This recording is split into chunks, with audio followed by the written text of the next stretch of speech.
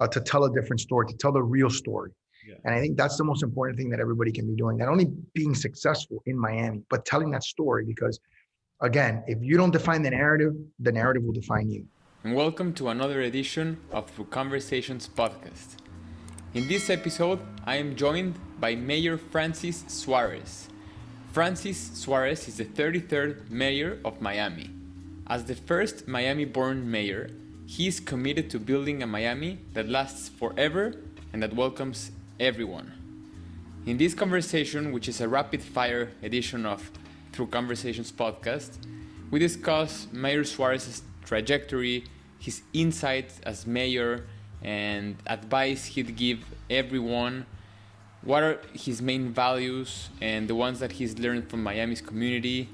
Why is it essential for Miami to foster an entrepreneurial community and foster more talent here in Miami? And much more. I hope you enjoy it, and thank you for tuning in. Hello everyone, I'm here with Mayor Francis Suarez in a great conversation. The city of Miami feels vibrant, feels a community being together in ideas. Es un honor living here and feeling that Miami is in the center of the conversation, and it's all thanks to Mayor Francis Suarez initiative to make it a more vibrant community and a tech hub. So thank you for joining me, Mayor. Thank you, Alex. It's a pleasure to be with you. And, I appreciate you giving me so much credit for it. And I've been working hard over the last month to amplify the voice of so many people that have worked so hard to make this moment possible. But it is definitely an avalanche of interest that we're seeing in the city. And I'm sure we're going to talk about that and much, much more. Yeah, let's go ahead. And first of all, let's go and get to know you, Mayor. So how has your political career unfolded up until today? Well, it's been interesting. My father was a mayor of Miami from 1985 to 1993. I never necessarily thought I was going to get involved in politics. I got married, didn't have children at the time, was a small business owner, decided to run for the commission because a commissioner who was there decided to run for mayor. And I got elected by a very small margin, by 262 votes. That was in 2009. And I served 8 years, helped Miami come out of a financial crisis. And when 2017 was coming around, I thought, that I would be in a good position to help the city lead it into the next generation, into the next decade. And so for me, it was sort of a no-brainer to run at that point. I had already caught in the bug of loving to serve and loving to run an organization like this. And I was very blessed to be elected mayor by 86%, something that I'll never forget. Yeah. Wow, that's amazing. And it truly, I believe it reflects your values, and that's something that I'd love to discuss with you. What insights have you had during your trajectory that you'd wish everybody knew? So many. And I know a lot of them are cliches, but I'm going to say them anyways. One is there is no substitute for hard work. I'll use a phrase that I hear a lot in some of the churches in Miami is they see the glory, but they don't know the real story. Wow. So everyone sees, the success, but they don't realize the hard work. So I think that's one. There's no substitute for hard work. There's no shortcut. I think number two is failure is a part of life. It's hard, but I would say that in some ways, as hard as it is to say, and even as hard as it is to believe, right, the best thing that can happen to you at times is failing. And I'll give you an example in my life. Like I was saying, I got elected in 2009 as a councilman. I decided to run for mayor in 2013 against the incumbent. My wife and I were trying to get pregnant. We couldn't get pregnant. We finally got pregnant that year on Father's Day. We found out, and I ended up dropping out of that race. At the same time, when I got elected as mayor at 17, I tried to change the charter to strong mayor, and I failed there. And the amount of lessons that I learned were so tremendous. I learned so much about being a good leader by the losses, as hard as they were, and they were very hard. They probably taught me a lot more than the successes. So I would say that's my second lesson. So the first one is you can't cut corners. The second one is, unfortunately, sometimes losing actually is a tremendous learning experience, and you actually gain a lot more from losing than you do from winning.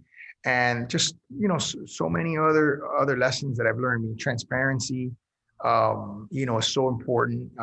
Being accessibility is also incredibly important. And I'm sure I'll think of more as the interview goes on. Right. And as we've seen, this boom in Twitter, in the Twitter community. You've been very transparent and open to communication with all sorts of backgrounds, diverse backgrounds, people from the tech industry, people from the business industry, and media, everyone. And I feel that that's pretty much the resemblance and the reflection of what you're teaching now towards the values that you're telling us is increíbles. It's amazing. And Thank you. you told me, you mentioned that you were born and raised here in Miami. So I'd like to dive deep into what are the main values you have learned from Miami's community? How has Miami chipped in into your evolving as human being? Wow. So I'm the first Miami-born mayor of the city. Right. And it's interesting because obviously my parents came from Cuba. So that tremendously influences how I view life and my background. They're both immigrants. My mom came when she was 6, my dad when he was 12.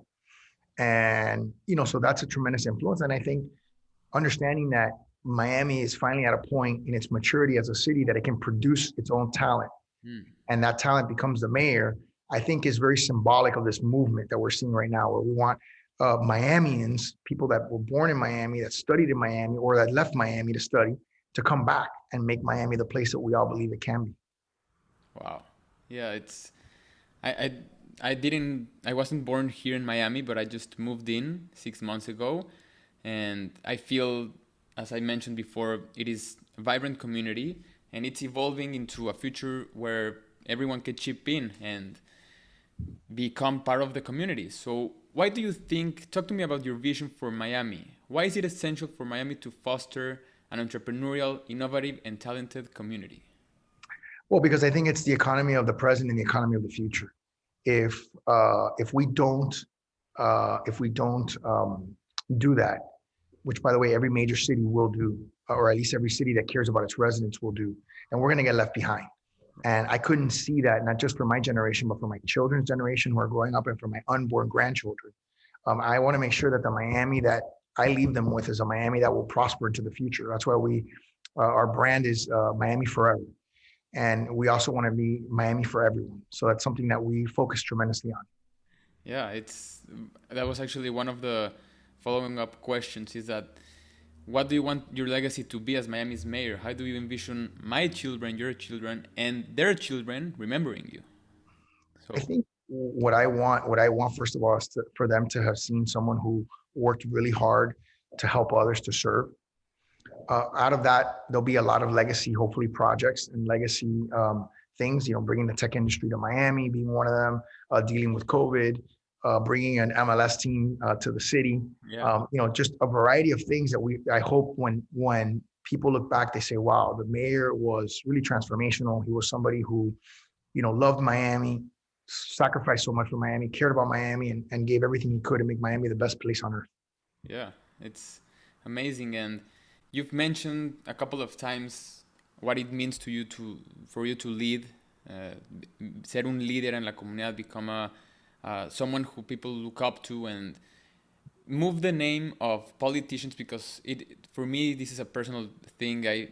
When I ask small children on typical playground or being in the kindergarten, they ask who do you want to be when you grow up. They say astronauts, they say football players, they say everything except politicians. Yeah. So seeing you work towards that vision of the future of becoming an example and bringing back our children's ideas of who we want to be as successful people, politicians such as the Mayor Suarez. And how do you think government and what's the government's role in human happiness? How does government influence that, and what do you think the implications of government have in our lives? Well, that's like a triple part question. Plus, you sort of made a statement that I wanted to jump in on too. So I'm going to try to kind of go back and hit them on in all three parts. Go ahead. The first is seeing my dad serve as 8 years, the way that my dad grew up. He was very much into the nobility of the profession of being a public servant. Right. And I think that is something that has been lost, like you said. And I do feel a sense of responsibility to try to bring that back to the extent that I can. What do I think is a role of government in creating happiness? I think we all have a role in creating happiness for each other. And government is a huge part of that because government is a huge part of our lives. If I'll tell you what, if you wake up one day and your garbage isn't picked up, you're not happy. If you call 911 and the police officer doesn't arrive on time, you're not happy. If, God forbid, you have an emergency or an accident in your home and you call 911 or the fire department and rescue comes to transport you to the hospital and they don't get there on time, you're not going to be happy. But in addition to that, we want to focus on creating the best quality of life. And for me, when you talk about quality of life, you're talking about sustained happiness. You're talking about how do you get up in the morning? Are you able to jog? Are you able to, go to a park? Are you able to enjoy a cultural facility? Are you able to enjoy a sports game?